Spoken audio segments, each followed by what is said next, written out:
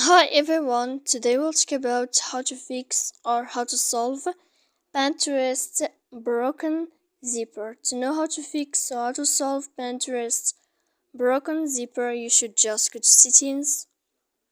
Then in this page you will enter to apps, default apps, app settings. Here in this list you will search about this window of Pinterest. Then in this window of app info you will enter to first stop and you will click OK. Then we go to click storage. Here in this page we click clear cache, and in the end you can go to your Wi-Fi and we click here to turn off your Wi-Fi as you see. So please don't forget to support us by like and subscribe. See you next time in another video, and thank you for your attention.